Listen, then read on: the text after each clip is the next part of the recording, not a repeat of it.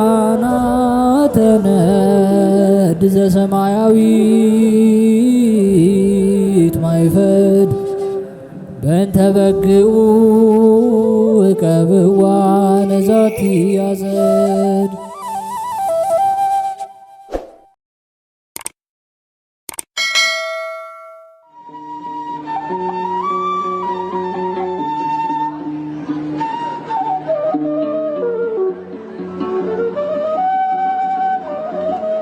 በስመ አብ ወወልድ ወመንፈስ ቅዱስ አሐዱ አምላክ አሜን። ኅዳር 7 የሚነበብ ስንክሳር። ዕረፍቱ ለቅዱስ ጊዮርጊስ ዘእስክንድርያ።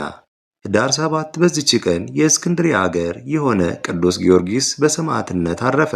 የዚህም ቅዱስ አባት በእስክንድርያ አገር በንግድ ሥራ የሚኖር ነው። ልጅም አልነበረውም። ይልዳዊ ቅዱስ ጊዮርጊስም ቤተ ክርስቲያኑ የከበረችበት የበዓሏ መታሰቢያ ኅዳር 7 በደረሰ ጊዜ ልጅን ይሰጠው ዘንድ ወደ እግዚአብሔር እንዲማልድለት ቅዱስ ጊዮርጊስን ለመነው። ጌታችንም ልመናውን ተቀብሎ ይህን ልጅ ሰጠው።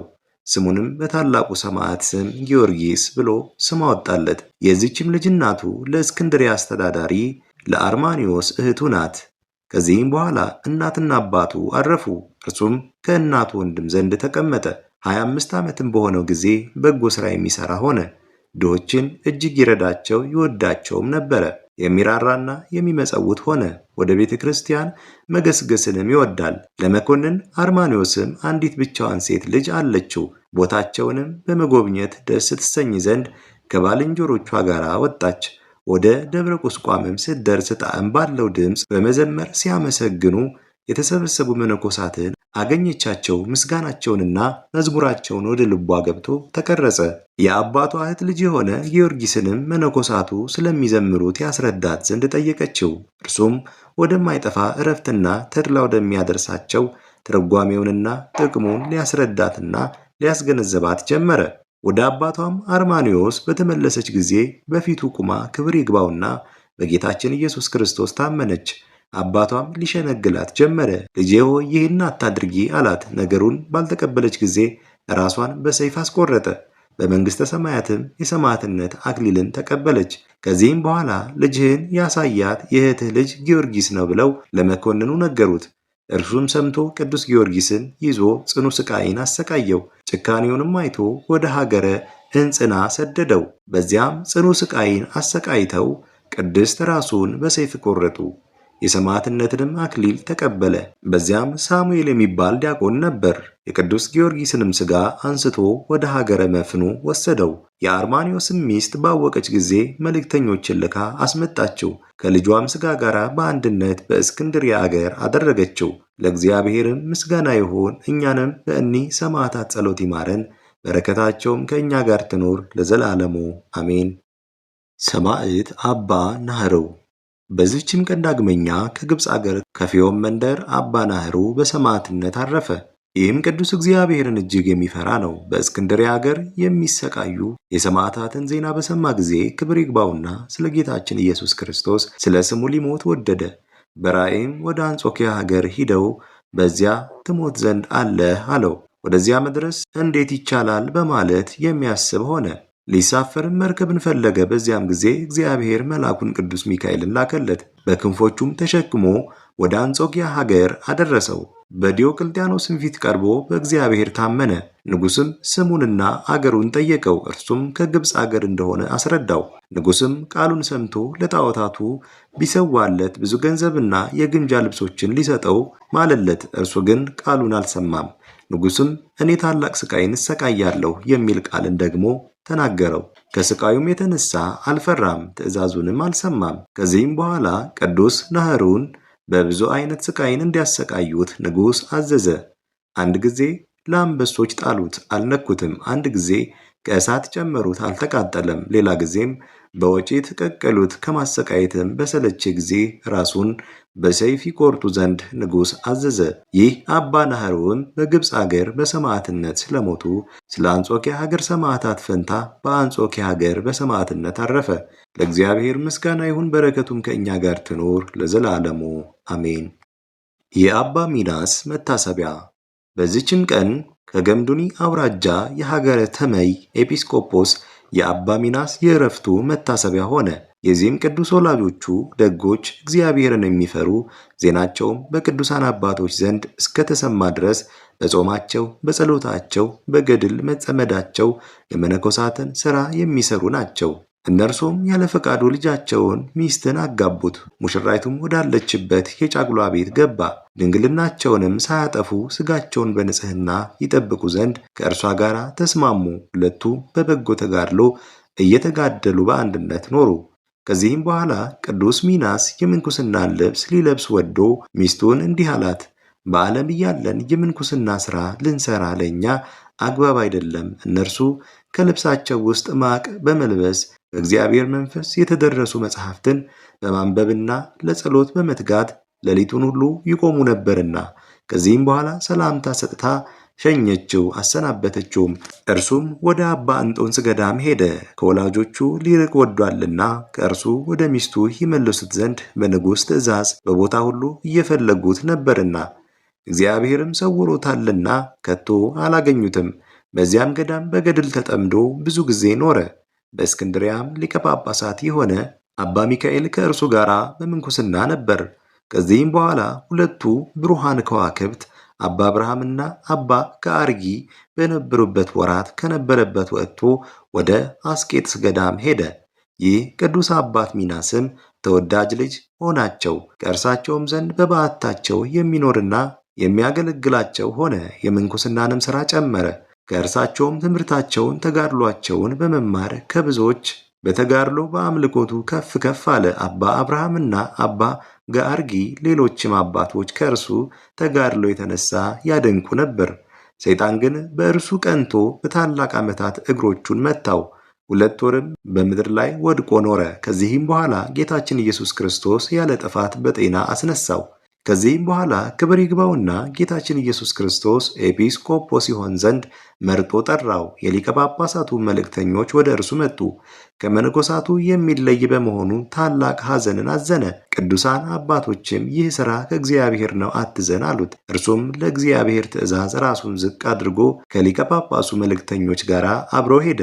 ሊቀ ጳጳሱም ተመይ በሚባል አገር ላይ ኤጲስቆጶስነት ሾመው። ሀብተ ፈውስም ተሰጥቶት በሽተኞችን የሚፈውሳቸው ሆነ። በሽታ ያለባቸውም ሁሉ ወደ እርሱ ይመጣሉ። እርሱም ክብር ይግባውና ወደ እግዚአብሔር በመጸለይ ይፈውሳቸዋል። ሁለተኛም የተሰወረውን የማወቅ ሀብተ ጸጋ እግዚአብሔር ሰጠው። በሰው ልቦና የታሰበውንም የሚያውቅ ሆነ። ኤጲስቆጶሳቱም ሁሉ ከየሀገሮቻቸው በመምጣት ራሳቸውን ዝቅ አድርገው የሚታዘዙለትና ትምህርቱን የሚቀበሉ ሆኑ። አሕዛብም ሁሉ ትምህርቱን ይሰሙ ዘንድ ይመጡ ነበር። እርሱም ለ4 ሊቃነ ጳጳሳት አባት ሆነ። በሚሾሙ ጊዜ እጁን በላያቸው ጭኗልና። እኒህም በእስክንድርያ አገር ሊቃነ ጳጳሳት የሆኑ እለ እስክንድሮስ፣ ቆዝሞስ፣ ቴዎድሮስ፣ ሚካኤል ናቸው። ክብር ይግባውና ጌታችን ኢየሱስ ክርስቶስ ከዚህ ከኃላፊው ዓለም ሊለየው በፈቀደ ጊዜ የሚለይበትን ቀን በመንፈስ ቅዱስ አውቆ በሀገረ ስብከቱ ያሉትን ሕዝቡን ሁሉ ልኮ አስመጣቸው። በቀናች ሃይማኖት እንዲጸኑ የከበረ ወንጌልንም ትእዛዝ እንዲጠብቁ አዘዛቸው። ከዚህም በኋላ ለእውነተኛ ጠባቂያቸው ለጌታችንና ለመድኃኒታችን ኢየሱስ ክርስቶስ ሰጣቸውና ከዚህ ከኃላፊው ዓለም ተለይቶ ወደ ወደደው ክርስቶስ ሄደ። ሕዝቡም አለቀሱለት። ቸር ጠባቂያቸውም ከእርሳቸው በመለየቱ እጅግ አዘኑ። እንደሚገባውም ገንዘው እርሱ ራሱ ባዘዛቸው ቦታ አኖሩት። ለእግዚአብሔርም ምስጋና ይሁን፣ በረከቱም ከእኛ ጋር ትኑር ለዘላለሙ አሜን። የቅዱስ ጊዮርጊስ ቤተ ክርስቲያን መታሰቢያ። በዚችም ቀን የልዳ ሀገር የሆነ የሰማዕታት አለቃ የታላቁ መስተጋድል የቅዱስ ጊዮርጊስ ቤተ ክርስቲያን የከበረችበት ነው። ዳግመኛም ጌታችን በውስጧ ላደረገው ድንቅ ተአምር መታሰቢያ ሆነ። ይህም እንዲህ ነው። በውስጧ ድንቆች ተአምራት እንዲሰሩ ከሃዲ ዲዮቅልጥያኖስ በሰማ ጊዜ ሊያፈርሳት አሰበ። ስሙ አውዮስ የሚባለውንም መኮንን ከብዙ ሰራዊት ጋር ላከው። ያም መኮንን በደረሰ ጊዜ የቅዱስ ጊዮርጊስ ስዕል ወዳለበት አዳራሽ በትዕቢት ሆኖ ገባ። በስዕሉም ፊት በብርጭቆ መቅረዝ መብራት ነበረ። በቤተ ክርስቲያኒቱና በቅዱስ ጊዮርጊስ ላይ እየዘበተ በእጁ በያዘው በትር የመብራቱን መቅረዝ መትቶ ሰበረው። የመቅረዙም ስባሪ ወደ ከሃዲው ራስ ደርሶ መታው። ራሱንም ታመመ። ፍርሃትና እንቅጥቅጥም መጣበት፣ ወድቆም ተዘረረ። ባልንጀሮቹም ወደ አገሩ ሊወስዱት ተሸከሙት። በክፉ አሟሟትም ተጎሳቁሎ ሞተ። ወስደውም ከባህር ጣሉት። ወገኖቹም ወደ ሀገራቸው አፍረው ተመለሱ። ከሃዲ ዲዮቅልጥያኖስም ይህን በሰማ ጊዜ እጅግ ተቆጣ። በልዳ ሀገር ያለች የቅዱስ ጊዮርጊስን ቤተ ክርስቲያን ያፈርሳት ዘንድ ራሱ ተነስቶ ሄደ። በዚያም ጊዜ ከእግዚአብሔር የታዘዘ መልአክ መታው። 7 ዓመት ያህልም ዓይኖቹ ታውረው አእምሮውንም አጥቶ ቁራሽ እንጀራም እየለመነ ኑሮ ሞተ።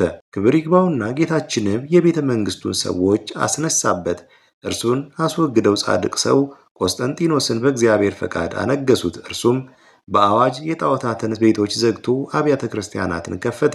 ለክርስቲያን ወገኖችም በሁሉ ዓለም ተድላ ደስታ ሆነ። ለእግዚአብሔር ምስጋና ይሁን። እኛንም በቅዱስ ጊዮርጊስ ጸሎት ይማረን፣ በረከቱም ከእኛ ጋር ትኑር ለዘላለሙ አሜን። የዘኖቢስና የዘኖቢያ ዕረፍት። በዚችም ቀን ቅዱሳን ዘኖቢስና እናቱ ዞኖቢያ በሰማዕትነት አረፉ። እኒህም ቅዱሳን ተበይስ ከምትባል አገር ከታላላቆች ናቸው። እነርሱ ክርስቲያን እንደሆኑ በንጉሥም ዘንድ ወነጀሏቸው። ንጉሥም ወደ እርሱ እንዲያቀርቧቸው አዘዘና ሲቀርቡ እንዲህ አላቸው፣ የምትጠበቁት ከምንድን ነው? አገራችሁስ ወዴት ነው? እነርሱም እንዲህ ብለው መለሱለት፣ እኛ ጣዖታትን ከማምለክ እንጠበቃለን፣ እምነታችንም በክርስቶስ ነው፣ ሀገራችንም ተበይስ ይባላል አሉት። መኮንኑም ለአማልክት ሰው አላቸው። ቅዱሳንም እኛ ለኢየሱስ ክርስቶስ እንሰዋለን እንጂ ለጣዖታት አንሰዋም አሉት። መኮንኑም ተቆጣ። ልብሳቸውንም ገፈፈው፣ በራሳቸውም ጠጉር ሰቅለው ይደበድቧቸው ዘንድ አዘዘ። ወደ እግዚአብሔርም ጸለዩ። በዚያም ጊዜ ማሰሪያቸው ተፈታ። የብርሃንንም ልብሶች ለብሰው ሕዝቡ አዩአቸው። መኮንኑ ወንበሩን ተሸክሞ በኋላቸው ሲከተል ነበር። ሕዝቡም ይህንን ባዩ ጊዜ እንዲህ እያሉ ጮኸው አመሰገኑ። ልዩ ምስጉን አሸናፊ እግዚአብሔር፣ የጌትነትህ ክብር በሰማይና በምድር የመላ የክርስቲያን አምላክ ኢየሱስ ክርስቶስ ኃይልህ ታላቅ ነው አሉ። ከዚህም በኋላ መኮንኑ ተቆጣ። እርስ በርሳቸው እንዲተያዩ አድርገው በሁለት መስቀሎች እንዲሰቅሏቸው አዘዘ። ያን ጊዜም ደመና መጥቶ ጋረዳቸው። በማግስቱም የእግዚአብሔርን ቃል ሲያስተምሩ መኮንኑ አገኛቸው። ሕዝቡም አይተው እኛ በክርስቲያኖች አምላክ እናምናለን፣ እርሱ ታላቅ ነውና እያሉ በአንድ ቃል ጮኹ። ሁለተኛም እንዲህ ብሎ አዘዘ፣ 2 ወንበሮችን እንዲሰሩ በውስጣቸውም ብረቶችን እንዲተክሉ፣ እኒህንም ቅዱሳን በላዩ አስተኝተው ከእሳት ምጣድ ውስጥ እንዲጨምሯቸው አዘዘ። ጌታችን ኢየሱስ ክርስቶስም አዳናቸው። በዚያም ወንበሮችም ላይ ተቀምጠው ሕዝቡን ሲያስተምሩ አገኛቸው። መኮንኑም ባየ ጊዜ ቁጣን ተመላ። ቁመቱና ጎኑ 20 ክንድ የሆነ ጉድጓድን ቆፍረው እሳትን እንዲያነዱበትና በውስጡ እንዲጨምሯቸው አዘዘ። ወደ እግዚአብሔርም በጸለዩ ጊዜ የእሳት ጠፋ። ጉድጓድም እንደተሸለመ ቤት ሆነላቸው። መኮንኑም የውሽባ ቤት ጠባቂውን ጠርቶ እሳትን እንዲያነድ አዘዘው። ቅዱሳኑም ከውስጡ እንዲጨምሯቸው ወደ እግዚአብሔርም በጸለዩ ጊዜ የውሽባ ቤቱ ውሃ ሆነ። መኮንኑ ውሃ የተመላበትን ጋን ተሸክሞ ነበር። ይህንንም ድንቅ ሥራ ባዩ ጊዜ እግዚአብሔር በቅዱሳኑ ላይ በሚሠራው ሥራ የተደነቀ ነው እያሉ እግዚአብሔርን አመሰገኑት። መኮንኑ ምን እንደሚያደርጋቸው በተቸገረ ጊዜ እንዲገድሏቸውና እስከ ነገ ድረስ በድናቸውን ጠብቀው በእሳት እንዲያቃጥሏቸው በነፋስም ውስጥ እንዲበትኗቸው አዘዘ። በገደላቸውም ጊዜ ከነጎድጓድ መብረቅ ንውጽውጽታም ብዙዎች 54 ያህል ሰዎች ሞቱ። በሌሊትም ምዕመናን መጥተው በስውር ሥጋቸውን ወስደው ቀበሯቸው። በማግስቱም መኮንኑ በድናቸውን በፈለገ ጊዜ የሆነውን ሁሉ ተአምር ነገሩት። ያም መኮንን አደነቀ። በጌታችንም አምኖ ክርስቲያን ሆነ። ለእግዚአብሔር ምስጋና ይሁን፣ በረከታቸውም ከእኛ ጋር ትኖር ለዘላለሙ አሜን። የሐዲስ መርቆሬዎስና የዮሐንስ ዕረፍት።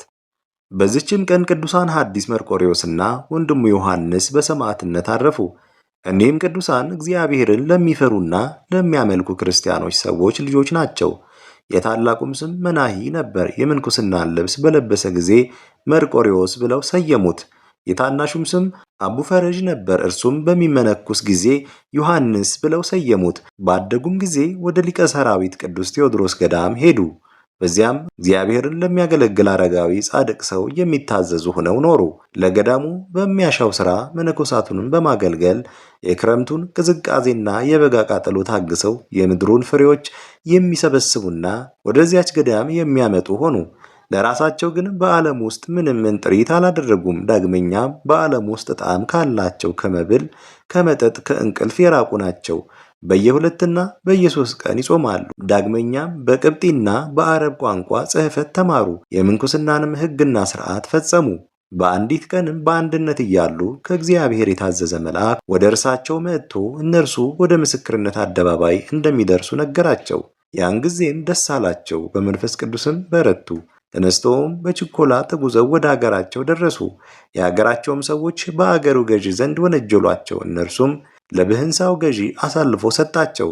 እርሱም በውኑ እናንተ ጣዖት የምታመልኩ ናችሁን ብሎ ጠየቃቸው። ቅዱሳን ግን ይህ በእኛ የሚነገር አይደለም፣ እኛ በግልጥ ክርስቲያን የሆነ የረከሱ ጣዖታትን የማናመልክንንና እውነተኛውን አምላክ ጌታችንን ኢየሱስ ክርስቶስን እናመልኳለን እንጂ አሉት። መኮንኑም ይህንን በሰማ ጊዜ ቁጣውን ተመላ። በአንገታቸውም ሰንሰለት አስገብተው ከተማውን ሁሉ አዙረው ከዚያ በኋላ በወህኒ ቤት እንዲያስሯቸው አዘዘ። በዚያም ሳሉ የእግዚአብሔር መልአክ ብዙ ጊዜ የሚጎበኛቸው ሆነ። ከ5 ወራትም በኋላ መኮንኑ ከእስር ቤት አውጥቶ በፊቱ አቆማቸውና ሃይማኖታቸውን ተዉ አላቸው። አይሆንም ባሉት ጊዜ ሥጋችሁን በእሳት አቃጥላለሁ ብሎ አስፈራራቸው። እነርሱም ግን ምንም አልፈሩም። የልባቸውንም ጥንክርና አይቶ ወደ ወህኒ ቤት መለሳቸው። ከብዙ ወራትም በኋላ ሌላ መኮንን መጣ። እርሱም ሊያድናቸውና ሊተዋቸው ወደደ። የአገር ሰዎች ግን ተቃወሙት። እኒህን ካልገደልካቸው በንጉሥ ዘንድ እንከስሃለን አሉት። ያን ጊዜም ሊያስፈራራቸው እሳትን ያነዱ ዘንድ አዘዘ። እነርሱ ግን ወደ እሳቱ ለመግባት ተደፋፈሩ። ዳግመኛም ራርቶላቸው ወደ ወህኒ ቤት መለሳቸው። ሁለተኛም አምጥተው በተሳሉ ሰይፎች ያስፈራሯቸው ዘንድ አዘዘ። የእኒህ ቅዱሳን ልብ ግን አልደከመም፣ ቃላቸውም አልተለወጠም። ከዚህም በኋላ ሕዝቡን ከመፍራት የተነሳ ራሶቻቸውን በሰይፍ ይቆርጡ ዘንድ አዘዘ። መጀመሪያውም የዮሐንስ ራስን ቆረጡ። ያን ጊዜም ራሱ ከሥጋዋ ላይ ዘለለች። ከእርሷም እንደ ደስታ ቃል ያለ የሰሙ ሁሉ እስኪያደንቁ ድረስ ታላቅ ድምፅ ወጣ። ዳግመኛም የቅዱስ መርቆሬዎስን ራስ ቆረጡ፣ ሥጋቸውንም ከእሳት ውስጥ ጨመሩ። በዚያም ጊዜ እሳቱ ጠፋ፣ ሥጋቸውንም ልብሳቸውንም አልነካም። መኮንኑም ባየ ጊዜ ክርስቲያኖች እንዳይሰርቋቸው ጠብቁ ብሎ አዘዘ። በማግስቱም ያዘቅት ውሃ ባገኙ ጊዜ ከውስጧ ጨመሯቸው። ከዚህም በኋላ ከእርሳቸው ብዙዎች ተአምራት ተገለጠ። ለእግዚአብሔር ምስጋና ይሁን፣ እኛንም በሰማዕታት ጸሎት ይማረን፣ በረከታቸውም ከእኛ ጋር ትኑር ለዘላለሙ አሜን። አስጀምሮ ላስፈጸመን ለልዑል እግዚአብሔር ክብር ምስጋና ይሁን መቼ ለዘላለሙ አሜን። ውድ የሊቃናት ሚዲያ ቤተሰቦቻችን ኅዳር 7 የሚነበብ ስንክሳር ወደ እናንተ አቀረብን። ይህን ይመስል ነበር። በቀጣይ በአዲስ ክፍል እስከምንገናኝ ድረስ እግዚአብሔር ቸር ያቆየን። መልካም ጊዜ